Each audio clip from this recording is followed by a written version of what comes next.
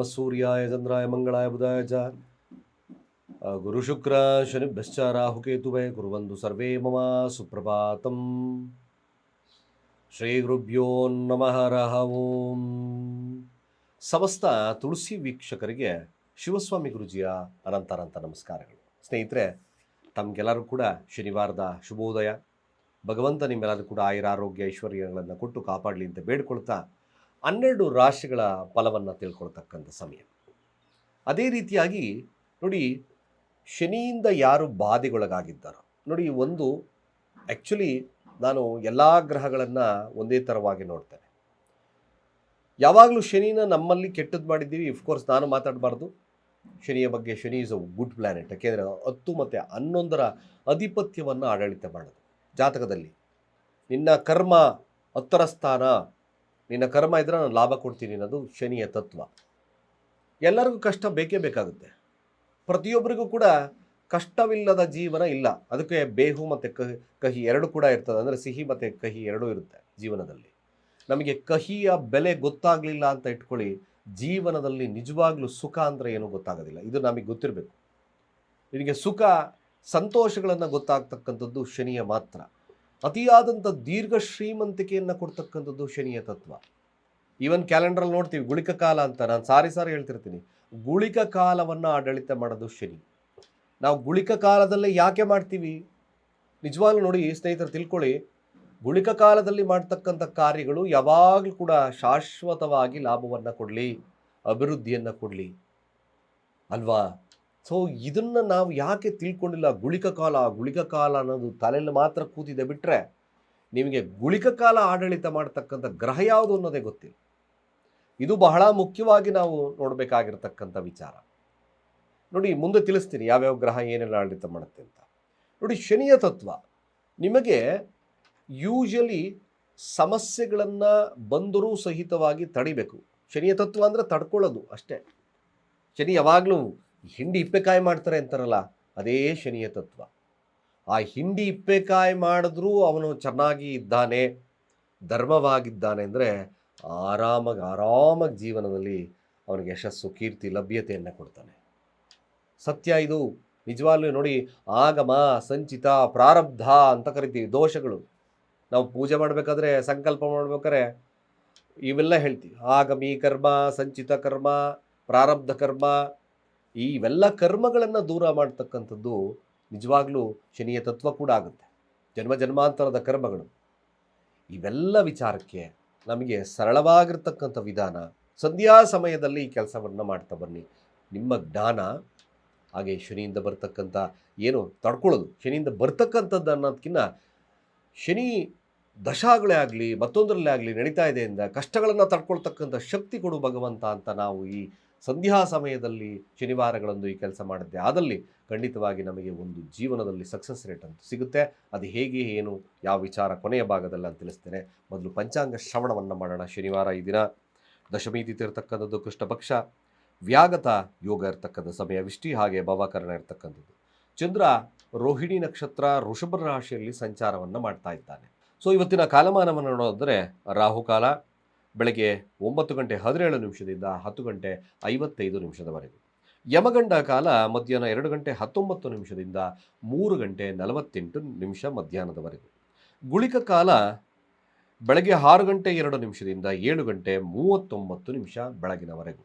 So ಇವತ್ತಿನ ದುಷ್ಟ ಮುಹೂರ್ತ ಭಾಗವನ್ನು ನೋಡೋದಾದರೆ ಬೆಳಗ್ಗೆ 5:46 6 ಗಂಟೆ 39 ಹಾಗೆ ಕಂಟಕ ಮೃತ್ಯುದೋಷ ಇರತಕ್ಕಂಥದ್ದು ಬೆಳಗ್ಗೆ 11:59 ಮಧ್ಯಾಹ್ನ 12:53 ಸ್ನೇಹಿತರೆ,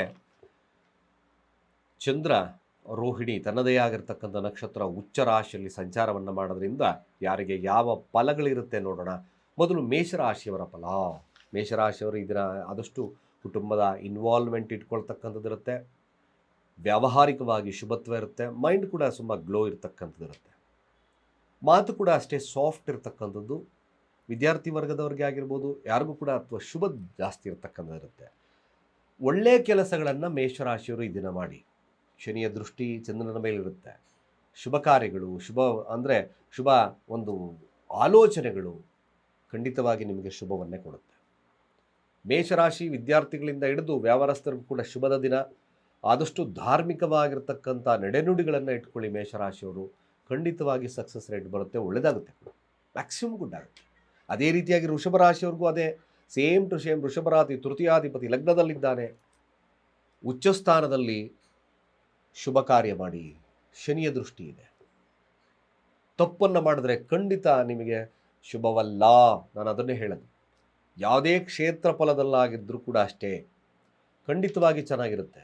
ಆರೋಗ್ಯ ಎಕ್ಸೆಟ್ರಾ ಎಕ್ಸೆಟ್ರಾ ಎಲ್ಲ ಎವ್ರಿಥಿಂಗ್ ಇಸ್ ಗುಡ್. ಆದಷ್ಟು ಸನ್ಮಾರ್ಗ ಮಾತ್ರ ನಿಮಗೆ ಶುಭವನ್ನು ಕೊಡುತ್ತೆ. ಅದೇ ರೀತಿಯಾಗಿ ಮಿಥುನ ರಾಶಿ ಸ್ವಲ್ಪ ಉಚ್ಚ ಸ್ಥಾನದಲ್ಲಿ ಆಧ್ಯಾತ್ಮಿಕ ಒಲವನ್ನು ತಳ್ಕೊಳ್ತೀರ. ಸ್ವಲ್ಪ ಒತ್ತಡದ ವಾತಾವರಣ ಇರುತ್ತೆ, ಕೆಲಸದಲ್ಲಿ ಸ್ವಲ್ಪ ಒತ್ತಡದ ವಾತಾವರಣ, ಹಣಕಾಸು ಸ್ವಲ್ಪ ಮಟ್ಟಿಗೆ ಸಮಸ್ಯೆದಾಯಕವಾಗಿರ್ತಕ್ಕಂಥದ್ದು ಇರ್ತದೆ. ಸಾಧ್ಯವಾದಷ್ಟು ನೀವು ಶಿವನಿಗೆ ಕ್ಷೀರಾಭಿಷೇಕವನ್ನು ಮಾಡಿಸಿ, ಹಾಗೆ ಶಿವನಿಗೆ ಅಷ್ಟೋತ್ತರವನ್ನು ಮಾಡಿಬನ್ನಿ. ಸ್ವಲ್ಪ ಶುಭದಾಯಕವಾಗುತ್ತೆ, ಅಟ್ಲೀಸ್ಟ್ ಒಂದು ರಿಲೀಫ್ ಸಿಗುತ್ತೆ ಕೂಡ, ಒಳ್ಳೆಯದಾಗುತ್ತೆ. ಹಾಗೆ ಕಟಕ ರಾಶಿಯವರ ಫಲಾನುಫಲಗಳು ಖಂಡಿತವಾಗಿ ಲಾಭದಲ್ಲೇ ಚಂದ್ರನಿರೋದ್ರಿಂದ ಎಲ್ಲ ಕಡೆಯಿಂದ ಕೂಡ ಲಾಭದಾಯಕವಾಗಿರ್ತಕ್ಕಂಥ ವಿಚಾರಗಳು ನಿಮ್ಮ ಒಂದು ಕಾರ್ಯದಲ್ಲಿ ನಡೆಯುತ್ತೆ. ದೂರ ಪ್ರಯಾಣಗಳು ಬರ್ತಕ್ಕಂಥದ್ದಿರುತ್ತೆ. ನೀವು ಅಷ್ಟೇ ಧಾರ್ಮಿಕವಾಗಿ ಇರ್ತಕ್ಕಂಥದ್ದು ಭಾಳ ಮುಖ್ಯವಾಗಿರ್ತಕ್ಕಂಥ ವಿಚಾರ. ನಿಜವಾಗ್ಲೂ ಲಾಭದಾಯಕವಾಗಿರ್ತಕ್ಕಂಥ ದಿನ.